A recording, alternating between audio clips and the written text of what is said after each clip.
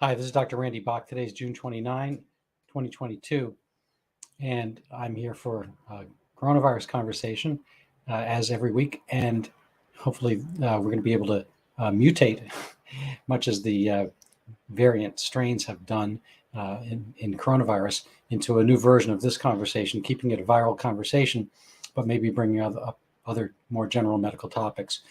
Just a few off the top of my head.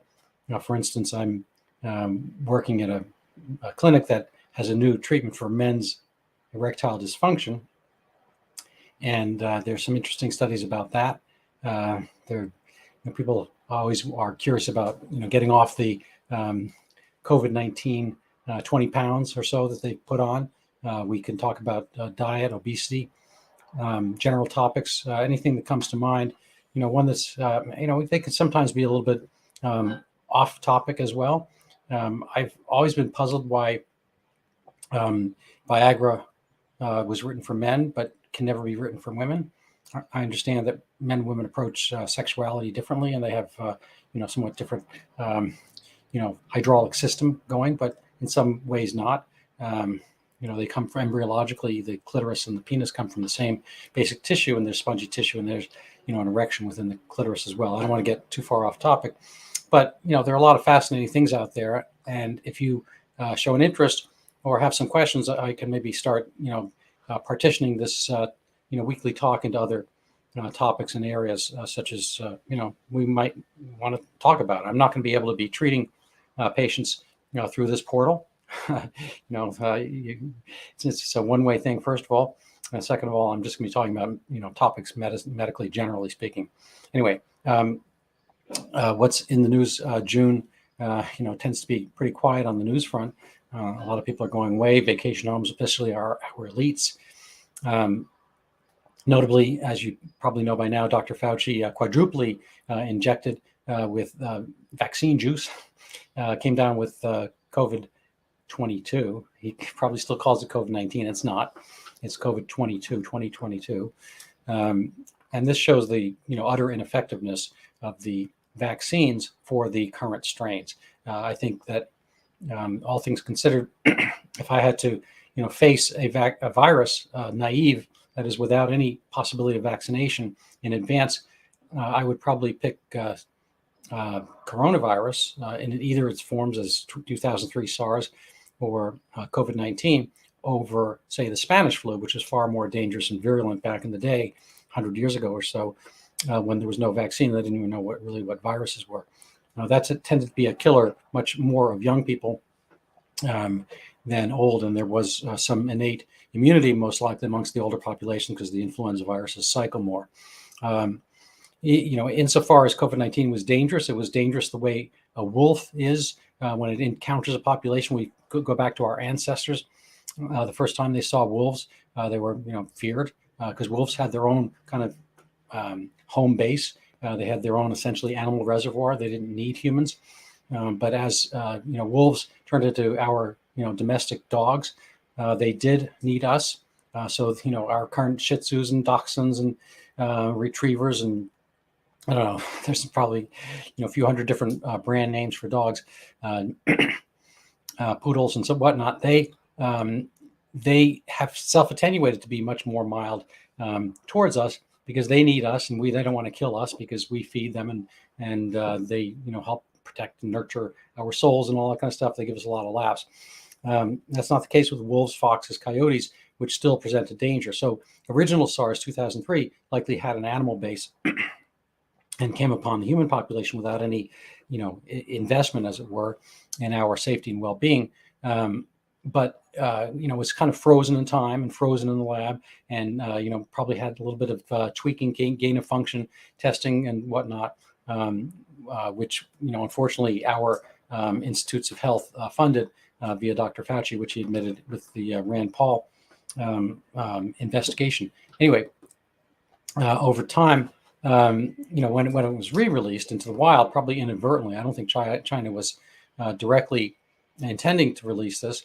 Nonetheless, when it was released into the wild, it had the same impact it had and the power of a punch that the 2003 SARS virus had. And we didn't hear that much about it because China was a different China back then. There was not, as much penetration through social media and whatnot. Not that it's, still it's a pretty opaque place and hard to figure out completely externally, but it was even more so difficult to discern and inscrutable back in 2003, and there was far less air travel from China, and they were less well off. I think they did a lot of draconian measures, which we won't really have a chance to get into, nor can we really discover at this juncture. Anyway, once the original ancestral version was out of the bag, it started to mutate, and then it went through all the Greek letters and wound up with a few skippings of letters. To avoid XI, to embarrass the Chinese premier, Xi, which I think the Greeks pronounce Chi. At any rate, we wound up with Omicron, and now we have variant strains of Omicron, which have self-attenuated to more of the poodle phase, or the dachshund, or whatever, or maybe a pit bull on occasion for certain individuals. Nonetheless, mostly tame.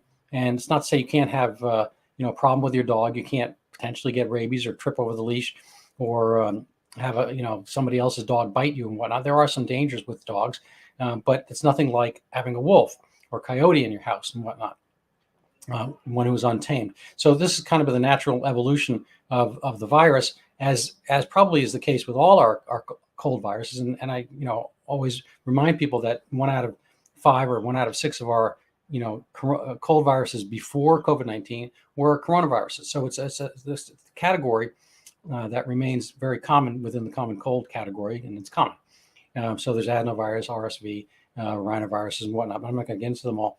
But the fact of the matter is that coronavirus in itself is nothing really novel. It's more that this was the wolf variety that had not accommodated to people, and vice versa.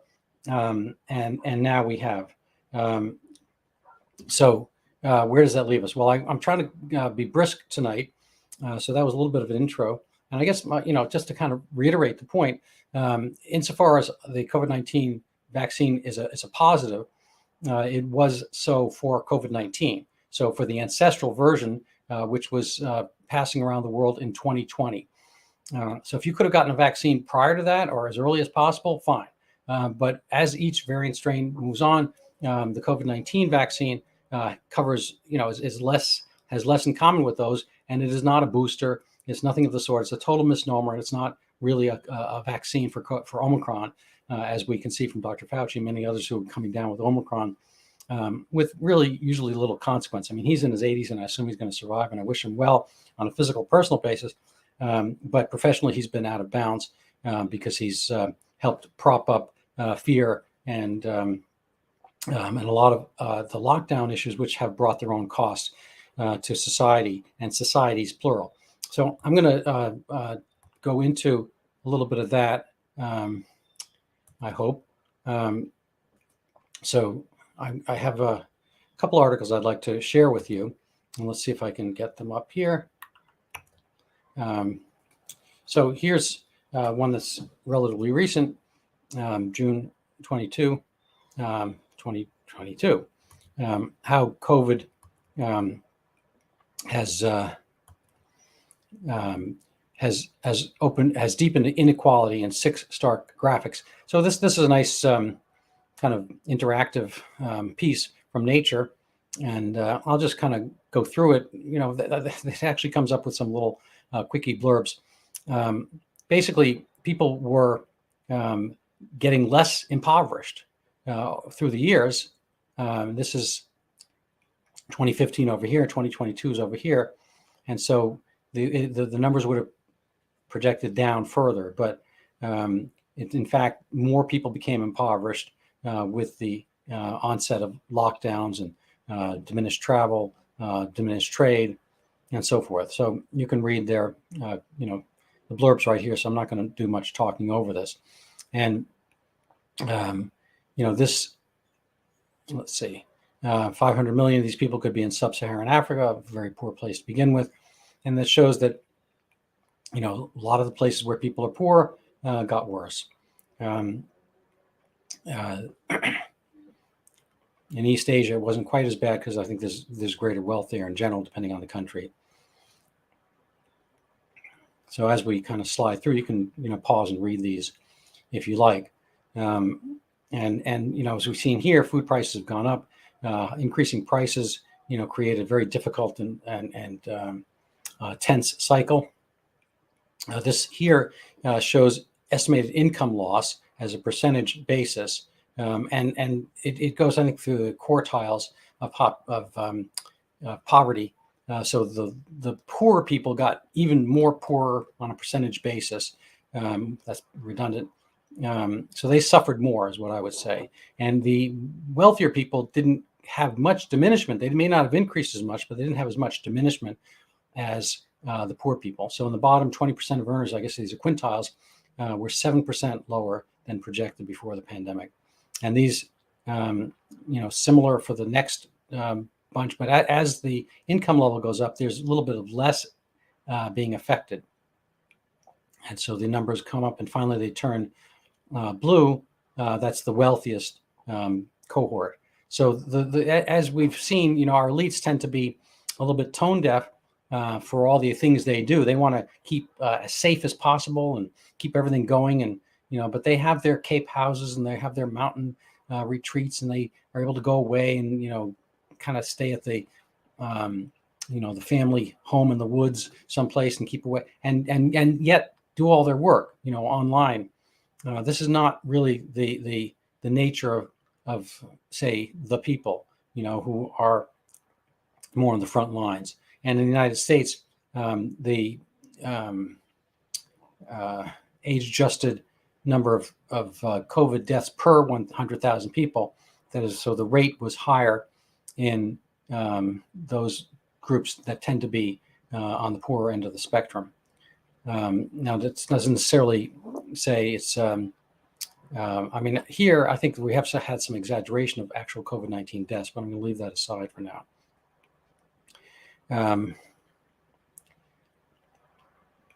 In England, the COVID-19 death rate in the most deprived areas was double that in the most affluent. So this is deaths across the board. So people had not just COVID-19 problems, but they avoided, being treated for other issues, and they're a little bit more disconnected, and they need our help and our concern more, and they didn't get it. So we sacrificed, for the sake of keeping a few people alive, mostly the elderly alive, potentially a few more months, we sacrificed a lot of other quality adjusted life years, they're called QALY, and things of that sort. This is the same type of thing showing Brazil, and I'm just going to let you read the caption or pause or whatever to go over this, because it gets a little bit in the weeds.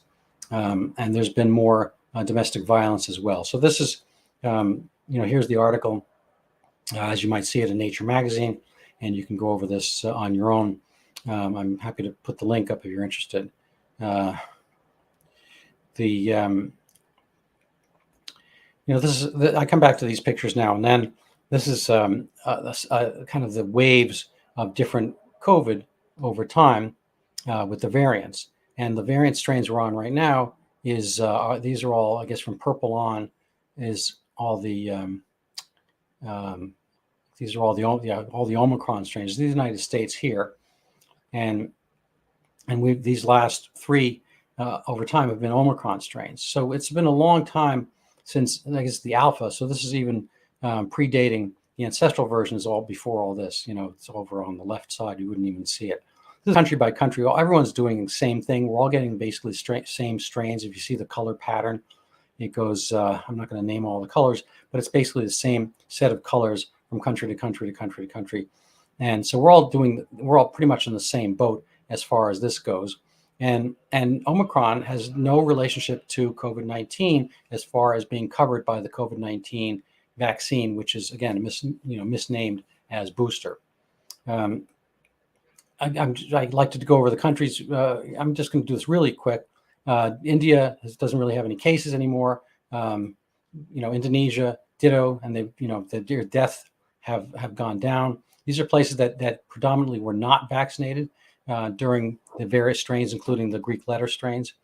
I'll maybe skip over. South Africa had a little bit more blips and whatnot, but it's still a very low vaccinated place, and they're not really having any deaths now either. Sweden, pretty much handled this with letting people mill around, and throughout they had far fewer cases per capita than the United States did, and they have they've gone tracked down to fewer deaths than they pretty much did in the norm of Europe. They were a little bit ill-served by some of the WHO facts, as it were. And I think I might have a page on this as we move along. I'll see about that. Anyway, what's interesting is the United States, tends to have numbers inflated. If you compare the United States to England, and they're similar population, similar ethnic groupings by color and whatnot. The UK has lower relative deaths in the later phases than we have in the United States. And I kind of think this has to do with overdiagnosing COVID-19, because we have a financial incentive to every hospital and to patients as well by eliminating the deductible if they have a COVID-19 diagnosis while in hospital. And we're testing everybody in the hospital. I think you're just going to get a lot of false cohort with this. So just kind of to move things along, these things I've been looking at. This is somebody noting this article here, that there was a use of fear to control behavior in the COVID-19 crisis. And scientists admit this in the UK. One scientist said the government was very worried about compliance, and they thought people wouldn't want to be locked down. Well, yeah, duh. And so they express the members of the Scientific Pandemic Influenza Group on Behavior express regret about unethical methods. So they basically lied. And the group warned in March last year that the ministers need to increase the perceived level of personal threat from COVID-19 because, quote, a substantial number of people still do not feel sufficiently personally threatened. So this is your government. This is your government tax dollars at work. And this is the way they wanted to do things. And they funneled everybody into vaccines when, treatment was potentially equally, useful, especially, since the COVID-19 vaccine has not done anything since the ancestral version in the way of treatment, a little bit, with the earlier versions, alpha and beta, but not so much later on. So here's, I guess, the thing I was referencing earlier, the COVID-19 death tolls. Scientists acknowledge errors in the WHO estimates. This is not quite the same thing as the last one, but there's a lot of fudging. People kind of, I think they squeezed the toothpaste however they wanted, and they made patterns and shapes that they wanted to see for the purposes they wanted to. And this has had its own price. Again, in Nature magazine, the pandemic's true health cost, how much of our lives has COVID stolen? I think this one's actually more talking about disability and death from COVID-19. So I might be somewhat on the wrong topic here. But there's been a lot of morbidity and mortality ancillary to the things we've done to treat COVID-19.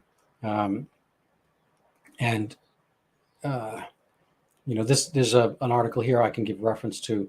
It's too long to go over, but a doctor's perspective in COVID-19 in Australia, and the way they really went overboard to lock people down and so forth. And they basically had increased deaths from all causes as a result of what they were doing to kind of, they basically were smashing a mosquito with a hammer, and the hammer damaged a lot of other things. So just kind of grazing a little bit still. And I apologize if this is too quick. But Naomi Wolf, who's not a physician, I guess she writes doctor here, but I think she's a PhD, and she's historically of the left, but she's had these episodes of coming to her senses. And dear friend, sorry to announce a genocide. I think it's a reasonable article to read. This is from May, and basically. Encouraging vaccines for babies, and this is ongoing. And the fact of the matter is, the vaccine is completely outdated. It's obsolete. I think there's an article here by Jessica Rose. Maybe it's a little further on. She got a Jessica Substack. Moderna safety document. Quick, make one so we can pretend that we need to inject babies with obsolete injectables. I don't think I could have said it better, and pretend that it won't injure them, except for 1 in 200. So 1 in 200 doesn't sound like a lot, but if 0 out of 100 are at risk from COVID 2022, and frankly from COVID-19 as well, then why do this at all? And mind you, it's completely outdated and, as she says, obsolete vaccine. This is an idiocy. That you follow the money. There's a certain amount of money, from government going into pharma through COVID-19, and obviously there's going to be a lot going from pharma back into government officials for their reelection and so forth as thank you tips. All of a sudden, speaking of Pfizer, for a long time we couldn't think about any type of actual treatment for COVID-19, but now we can because Pfizer's coming up with one. And it's Paxlovid. I have not seen the full data on this, but the way in which people fought tooth and nail to call ivermectin, I don't know what horse antibiotic or something like that, and insult HCQ is I forget what, and whether those, again, I'm not invested in whether those worked or not, but they get in the absence of any other treatment, they were quashed and killed, and so we're just supposed to sit patiently locked up, as ostriches or whatever, with our heads in the sand, waiting until this miraculous vaccine came along. And again, I do think it was miraculous with the timing and so forth, and treatment for the early phases. But to keep using this has been really criminal. I think it falls in the category of propaganda. A friend of mine, where did he write here? Let's see. This is the same article before. Anyway, one of my blog friends, points out that this. Oh, here we go. Injecting 6-month-olds to 5-year-olds. No, murder has no statute of limitations. So the EUA, the Emergency Use Act, implies an emergency. There is no emergency for toddlers. And what he calls a C19 faux vaccine. Again, I think it's a real vaccine, but it's for COVID-19, which is 2019, 2020, and this is years later. So, you got to keep up with the times.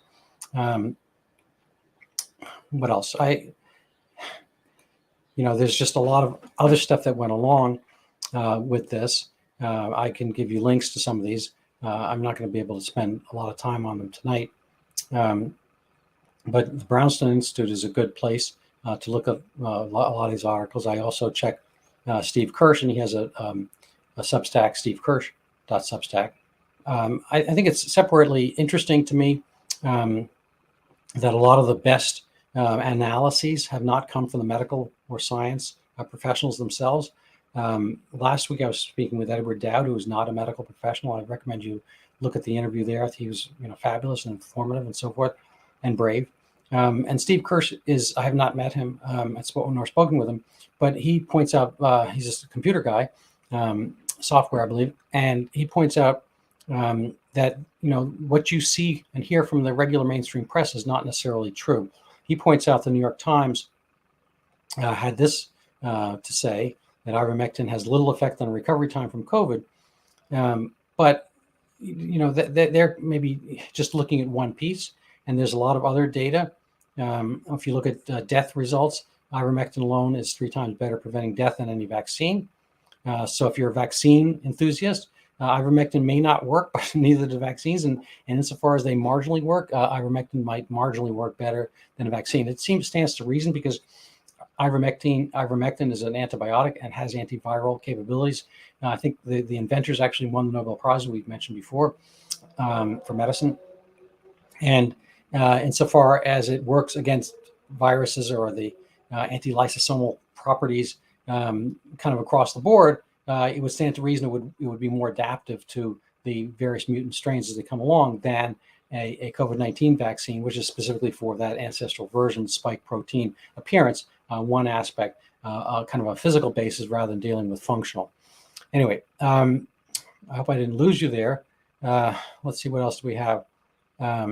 Same thing, pandemic's unequal toll. I think we kind of covered a lot of these. So I'm going to zip out of the screen here and maybe just give a few closing statements if I can. And there was an interesting. Maybe I can pull it up as well. It's a little bit. I think it's from 2003 as well. Um, let's see if I can find the right screen to find here. Let's see, window. Um,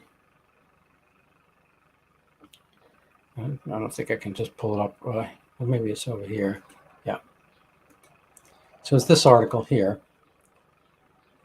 Zip, zip, zip, zip, zip, zip, zip. So it's long. It's got a difficult title, genetic determinism as a failing paradigm in biology and medicine, implications for health and wellness.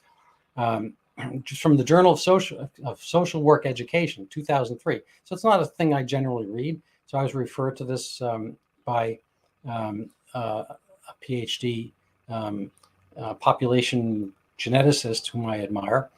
And he has a lot of insights from this, and maybe I'll make a separate article, a separate show about this, or invite him on if he's willing to come on. But at his point that he gained, well, a few different points he gained from this, or gleaned from this, is that something like, how did he phrase it? There's something like 2% of our disease load in the economically advanced countries of the post-industrial world are genetic. Are genetic. Most diseases from which we die are like cancer and cardiovascular disease. Those account for 70% of the premature morbidity and mortality. They're not strictly genetic in the Mendelian sense. That is, it can't be pinned down to one gene. It's multifactorial, lots of different things going on. You live your life in full, and it's not something as easy to parse out as dwarfism or albinoism or sickle cell anemia, which are strictly genetic, or even other things that are genetic related, like familial hypercholesterolemia or familial polyps and that kind of stuff. So those are very rare things, but I think, I forget the exact number, but nonetheless, I think most all of our financial science budget is towards genetics. And my friend includes the fact that viral illnesses, in a sense, are genetic. They're little bits of genes, and we see them kind of in this, no pun intended, molecular view. And we kind of lose the forest for the trees as far as our treatment goes. And I think, what I got from this was, I think I could probably stand corrected, and I'm sure he would correct me, is that, a lot of times the things that we notice wrong about our medicine and about our science, and this includes, recently with COVID-19, the way that masks have, the scientists and the doctors wanted masks and whatnot. These have had huge social implications. The lockdowns have had huge social and financial implications. We are far worse off for having listened, particularly and across the board, to people who have a very fine, particular, single kind of genome focus on their research and whatnot. So yes, they might be right that a mask might cut down your transmission by 5% or something like that, if at all, mind you. The Denmark study, the Dan Mask study from Denmark, showed there was really no differential in health outcomes from wearing a mask or not. But such as it is, if you follow these along, you'll maybe have a percent fewer viral cases, but you'll ruin the economy. You'll make everybody far worse off, and so forth. So I have found that a lot of the guiding lights are from outside of medicine and science. And this is maybe good, maybe bad, maybe expected, but I think it's very reasonable to not just look at our medical experts, the white coats. I think Mr. Trump made essentially a fatal error, not fatal for him, he's still around and alive, but a professionally fatal error, and perhaps a nationally fatal error by overinvesting his white coat advisors with authority. They were able to, so parable of 7 blind men and the elephant. Each blind man comes away with a different impression of the elephant, because one's been feeling the ear and thinks elephants are flat and like a rug, and another one feels the tusks, thinks that elephants are all pointed. So when you just have the kind of the one expert looking at one facet of a bigger problem, you lose sight of the whole elephant. And so an elephant is not just a tree trunk. It's not just a point of a spear. And so I've found a lot of benefit from, looking at, economists and computer scientists and other kinds of people who have been able to provide their own kind of expertise from not being so much invested or so deeply in the soup of having to come up with statistics. And I think that take home messages that statistics have the same root word as the state, and this is I learned this via Michael Knowles, and you have to I forget who said it. There's lies, damn lies, and then there's statistics. I think it might have been Mark Twain, maybe, I don't know. So pay attention, try to do the things that are right, try to keep a moral sense about you, and let me know what else you might have thoughts about, in particular some of the things I mentioned early on in the broadcast. Anyway, have a good evening and a great summer. This is the best time of year, at least for us. Maybe you're in the Southern Hemisphere, not so much.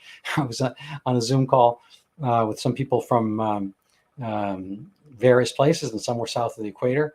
And it was 10:30 here, and it was, I guess, 5:30 p.m. in South Africa, and the room had gone dark. And I always thought that this time of year it's light for everybody, but it's wintertime there. So wherever you are, remember there's someplace else. Anyway, deep knowledge. So have a good evening. If you like this, let me know. Share it if you feel motivated. And as a last shameless plug, I guess I'll mention my book, Overturning Zika. It's out. You can buy it. It's on Amazon, and it's awesome.